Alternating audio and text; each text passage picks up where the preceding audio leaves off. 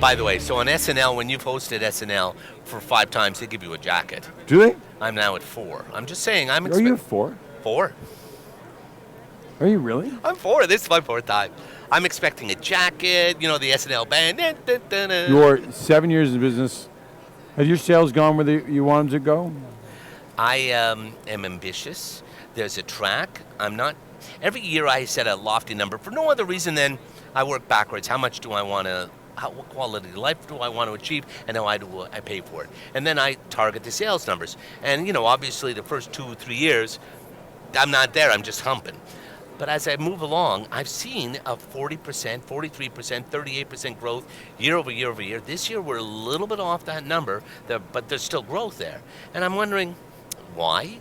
I don't know. How much can I do? How much energy can I know we talk about 20 phone calls a day, every day, and I've fallen off that habit, and it bugged me. But at the same time, I'm dealing with things that are all day long, so I can't do that. Right. And that's where hiring maybe a full-time salesperson or another installer, and I can go back to what I want to do, which is full-time salesperson.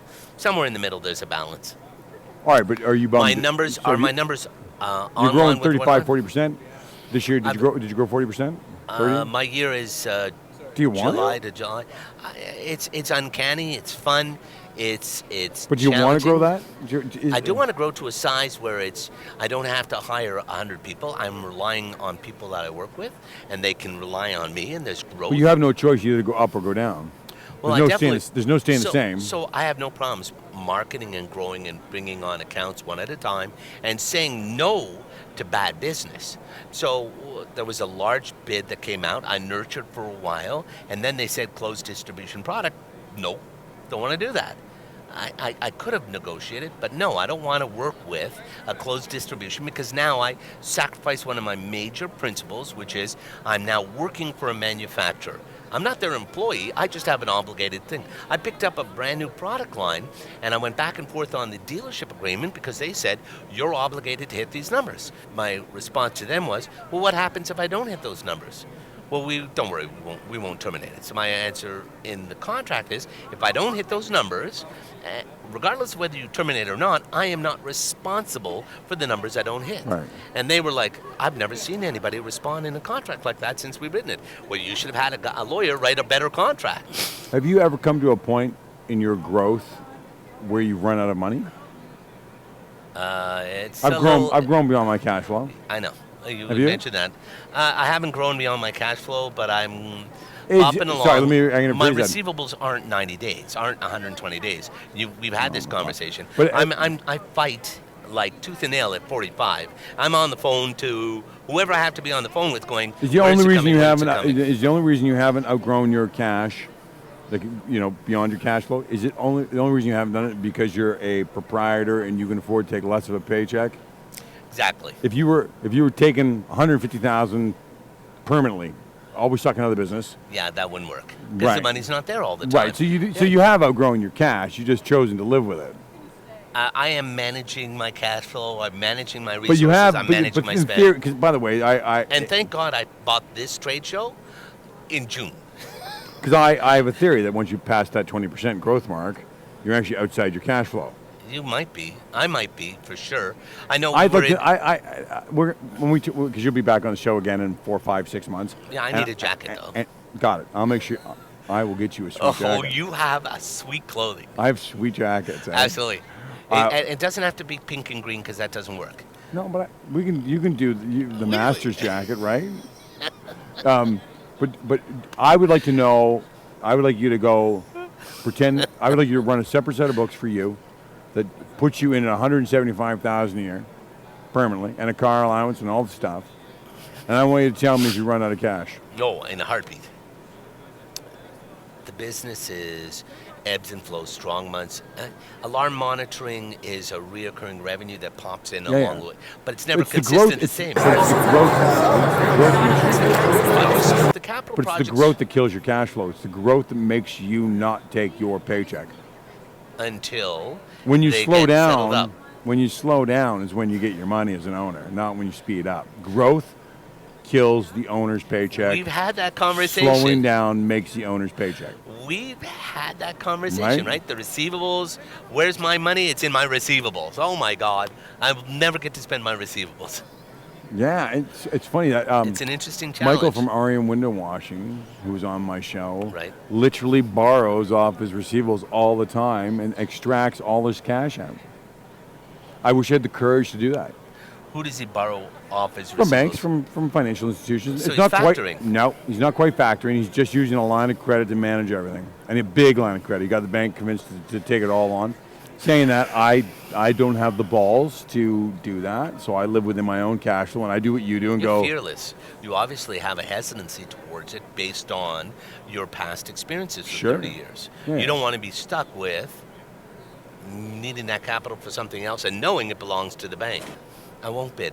If I have to go through a long tender process where I have to do plans and CAD drawings and everything else, and I'm bidding against 8 other companies, I might as well buy lottery tickets.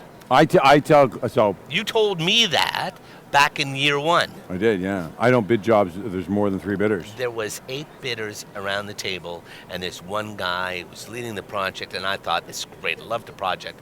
And I walk in, there's 8 people there, 8 different companies. I'm looking around. Okay, who's doing this project? Oh, he already got that business. Bing, bing, bing, bing, bing, red flags. So what are we bidding for? We're bidding for this piece and this piece, but he's already got that piece. Why didn't you bid for that? No, he was already here, we just bid it. Okay, so he's your preferred vendor. There's 8 of them there. Thank you very much. Kept my mouth shut. At the end of this seminar, at the end of the walkthrough, Do you think I sent people? an Do email you think off. people pick who they want to use before they get the bids? Heartbeat, absolutely.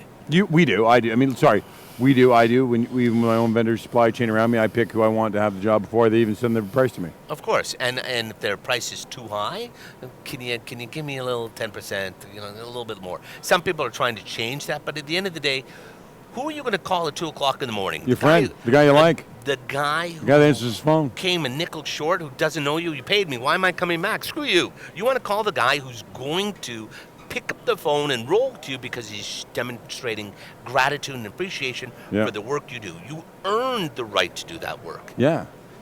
Yeah, I think clients all pick before they open the envelopes. And not all of them do, but the smart ones, the long-term guys Okay, and gals know exactly Yeah, so- the right way to do business. I'm not saying that they're being gouged or that there's an extra spend. There's a I don't- price I don't circle. either.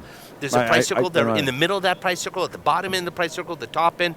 They've earned the right to charge what they want. And if they look at it, what is the intangible? The intangible is the phone call at 2:00 in the morning. Can you help me? Before I took our meeting, I saw a text. I called it. I said this earlier. I called the tech. Don't come to me. Go there. I don't think there's anything wrong with going to. Listen, I get 3 bids for stuff. Remember, we do millions, right? And I go get 3 bids from 3 suppliers, and I happen to like one guy. And for me to go, I'm not looking for him to rip off or hide or whatever. I go to my favorite guy that I really love, who would always answer his phone on a Sunday afternoon or fucking 2 in the morning on a Tuesday, and go, can you do me a huge favor? Instead of being 104,000, can you be 92 or 97 or find that different? I just need you to be in this area. I only want to work with friends. I don't want to work with people I don't like. I don't want to work with negative energy. I don't want to work with people that may not answer my phone at 2 in the morning. So the other side of the coin. The other side of the coin is I got a phone call from a guy. I've tried to earn and bid for his business, and I've done a great job, and now he gives me the phone call. Okay, so here's what you're going to do. You're going to lower the bid on this project by, it was a small project, 10 grand. Right. You're going to lower it to 9,500, and you're going to sell me cameras for my home. We're going to build a third company, but you're going to do it at this price. I said, okay, where's the $500 going to come from? Oh, you're just going to eat it. What? He said, you're going to just eat it. I don't know you well enough to just eat something and not give up my margin for the sake of doing your business. I want your business, but I want to be able to do it at a right number. Why should I It's not a race to the bottom. It's not race to the bottom. It's not a No, race to the bottom. it's not. But this And guy Doug's in the felt- lead. He's almost at the bottom, heading into the grave. Wait a second. He's going to make $1. Okay, Yeah. you're going to make 50 cents. That's it. That's Yeah. all I want to pay you. No, you're not worth it. Yeah, I don't race to the bottom, and I don't You know, I don't these race to the bottom, fun people over here. and I don't like to work with people that are negative.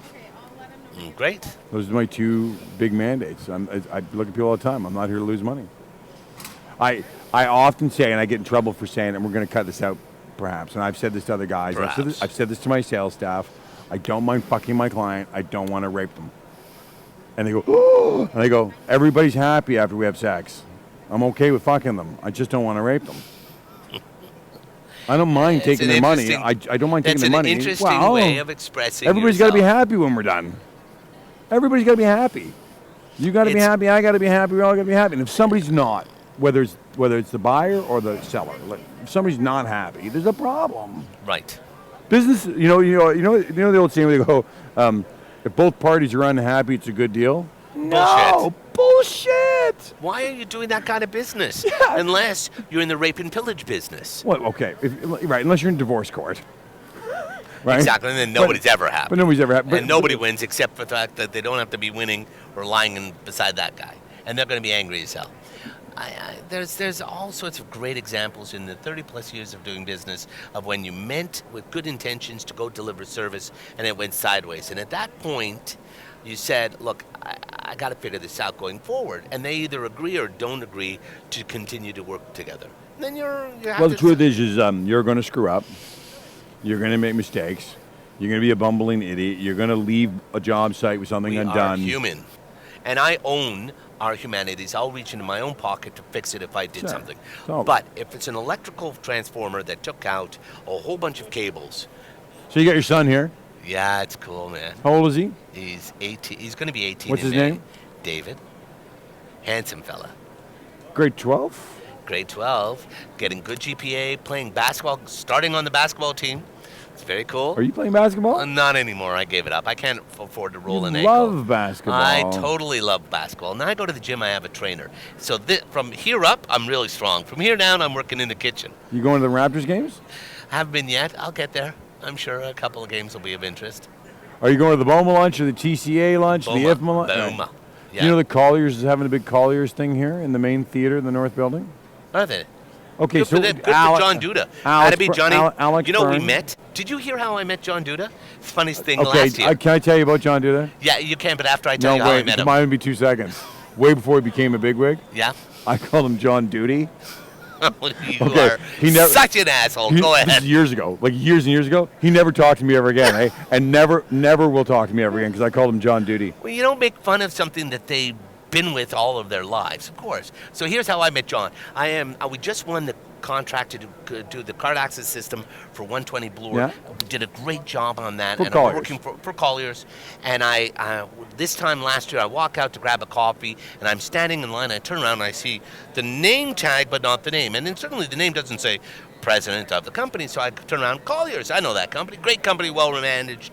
I like Esposito. I like all the guys, I mentioned a bunch of names. He starts to laugh, and he turns to this other guy who's with him. He said, this guy's not a plant. I said, of course I'm not a plant. My name's Douglas Macy. He goes, I'm John Duda. I said, great. And what do you do, John? He said, I'm the president of the company. Oh, it's great. Nice to meet you. Here's my card. He's not a plant. I'm told that he went out at least for the next month and told people about this random interaction with a contractor who didn't know who he was. Didn't know who you were at all. I like that, though. I don't think you should have that anxiety when you're meeting somebody from a different payroll place or a different, right? Why? I mean, we all put our pants on one leg at a time. Some of us jump in with 2 legs this and fall flat on their face. Not even stupid. Who's the guy who did the Run with the Wolves, Waterworld?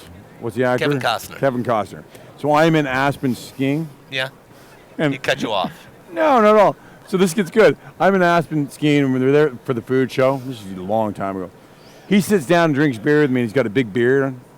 Sure. Like, big beard, right? And his hair, he's got a ponytail. He's 60-something odd years old. This is 10 years ago.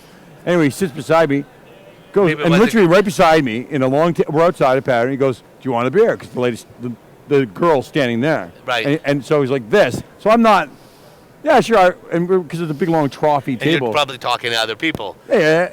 So he orders me a beer, and the beer comes, he sloshes down. In comes a Harley. It's Mark Scorsese, so I can't say, Martin Scorsese? Comes in on a Harley in a jacket with his big fucking black glasses and sits down across him. Okay, so I'm totally oblivious. Do you know who Martin Scorsese is? He's some kind of producer or something. So he sits across from Kevin, right? He walks up, Kevin, fuck, how you doing, blah, sits down. Kevin's like, By the way, I have no idea it's Kevin Costner. Right. And he's talking about the farm he's looking at on the side of the mountain because he's there to buy a farm. Right. So blah, blah, blah, blah, blah. We finish an hour and a half later. He gets up. We're all getting him to go because the sun's going down. It's getting a little cold. The next morning, and by the way, he's with a huge posse. Sure he is. But it's a food show, and there's stars everywhere that I didn't know. Of course. The next morning we get up, go to breakfast. Guess who I'm having breakfast with? Kevin Costner. So now he's how are you? Now he's inviting me over to his table. Hey, yo, Tim, come on over soon. But I still don't get it. Okay, so I'm literally like, That's Kevin. funny. I said, he says, I'm Kevin. I'm like, Kevin, I got a brother, Kevin. No, like I totally got it out. Al Noor. Not a clue. How are you, buddy? Do you know Tim? Maybe a little. How are you? Good. You look good. He always looks good. He eats well, very well. He's still at 907. 901 King. 901 King. I say Street 907, West. 901. Yeah. Who owns that building now? It's a Crown property. Is it Crown? Crown's a They hustler and shaker, eh? They have an awesome business model. They take a building. Gary that's- Summers, eh? We used to be a property manager, then he rose through ranks, and he's doing a great job. They take properties that are man. underperforming, and they make them fully occupied, and they get them into Gary perfect Summers work is the service. man. He's doing great work. We're very grateful to be I working with a remember couple of when he properties. used to be Love to squirt- work with a few more I of them. remember when Gary Summers used to be squirting the Purell in your hand in the bathroom at the Royal York. You do not. No, I don't. It's totally true. I have no idea that he did that. He did not do that. No, he didn't. No, but I thought that was really good that if he squirted Purell in your head. Do you know who Joe Laxton is? Joe whom? Laxton. No. Joe Laxton was the he was the director of facility management for Maple Leaf Sports Entertainment. Okay. Left there, worked with H.H. Angus, ACML, for the Cadillac Maple Leaf Sports Entertainment portfolio. And now he's at Downsview or something now. I don't know. He's a friend more than he's a thing. But he's texting me while I'm talking. Yeah. So I catch on because my phone was sitting. I could catch on. He's like, "Hey, idiot, you sound stupid." Blah. And then I catch on about him being an alcoholic and being on cocaine. He's literally ready. Stop! Shut up! You're an asshole! Shut up! I'm none of those things. Of course. I'm like, you're on coke. Just because you say it here doesn't mean it's truthful. Oh, half the show's for entertainment purposes. Absolutely. Purely. And yet at the same time, you get to the real intimate moments of truth. There's a nugget in here that we've shared. There's also a moment where you can actually feel like there's great energy. Do you know when I said that to Kevin Duda, right? When I made fun of his name that time, I was actually embarrassed at myself that I did after I did it. Humiliated with myself because he literally got mad. He probably found very offended. I did it in really good fun, but literally, and this is going back fucking 20 years Forever, ago. sure. 20 years ago. But he's never spoken to me again because I literally made fun of his name. Why And would you give a guy a second chance? But at the same time, I'm sure it's not even on his radar, his memory, because there's so many other things. He's not selling you that Oh. piece of real estate. Let in me his tell you about mind. David Gervais. Phil Love. Do you remember Phil Love? I remember God the bless name, his soul, sure. right? Phil Love was the vice president of Solar Window Washing with Roger Stanley. He passed away from cancer 12 years ago. Sure. Phil Love sends me a picture of David Gervais with a Gerber's baby bottle and the baby on the baby grip, and tells me that David receives royalties for being the original Gerber baby. He is not. Is he? It's a joke. Okay, continue. I'm so gullible with this kind of stuff. I call David and fucking go, holy fuck, why the fuck are you working if you're getting the royalties to be the Gerber baby on the bottle? Never again did David Gervais ever talk to me. He told me that I'm spreading rumors about him, that he's sick and tired of hearing this bullshit. He's fed up, and he hung up on me. Now, I didn't start it. It was passed to me. Yeah, but in the by- moment, he probably was having a bad day, and this was one more piece of shit on his desk You know, he didn't want to and deal with. Tim Byrne has no fear. Of course he doesn't. So, but literally, he doesn't talk to me anymore. And he literally screamed at me about it and hung up on me. And you gave that piece of real estate to him, too? You know what? On this forum, I'm sure that they would receive your apology, recognize that you had an idiot moment, and let it go. And though for those people that can't let it go, it's their loss. I find you to be an amazing human being. I don't agree with everything you do or how you've done I don't it. think you should. I don't think anybody should agree with anybody. I think that's. But my regard and fealty and respect for you is huge. You know when you talk about inclusion and everybody should be the same and they want to homogenize society and Don't. men and women should be the same and and blacks and whites, yellows, green. Everybody needs to be the same. Everybody needs to make the same amount of money, same rights, same privileges. Same. Don't confuse socialism with social acceptance. Right. Fucking, that was well said. That was a brilliant line. Right. And you're right. Right. That's what's driving me nuts about the whole thing. So